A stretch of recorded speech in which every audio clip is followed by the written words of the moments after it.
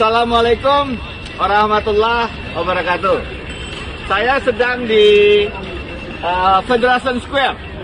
Ini salah satu tempat di pusat kota Melbourne. Jadi ini tempat orang kumpul. Hari ini kita membuat poster spanduk agak besar. Terima kasih kepada Udaidi Tasman yang telah meluangkan waktunya hari ini secara mendadak. Isinya adalah Jokowi, don't cawe-cawe, stop dynasty. Kenapa hari ini? Karena hari ini Presiden Jokowi sedang ada di Sydney. Pesan ini perlu kita suarakan agar lebih terdengar, agar lebih mendapatkan atensi, agar lebih mendapatkan perhatian. Kenapa?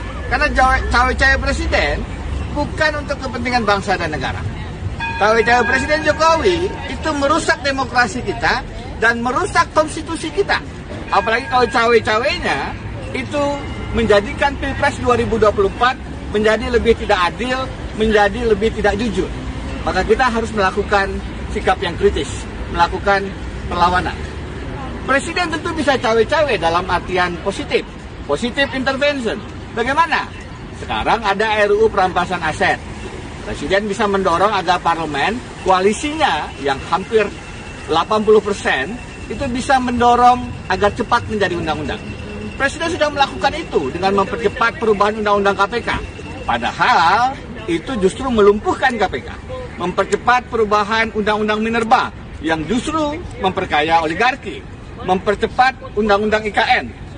Juga mempercepat Perpu Ciptaker.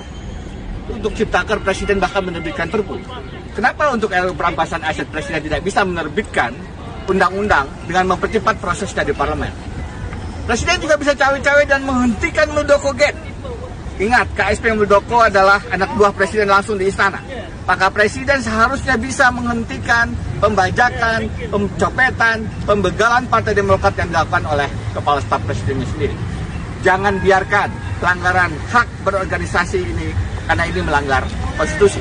Presiden juga bisa cawe-cawe menghentikan bisnis anak-anaknya. Sudah jelas ada laporan di KPK oleh Badrun 10 Januari tahun lalu, sudah setahun lebih, tidak ada perkembangan.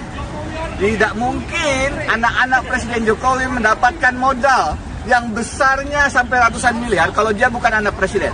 Itu adalah trading influence, itu adalah suap pada dasarnya.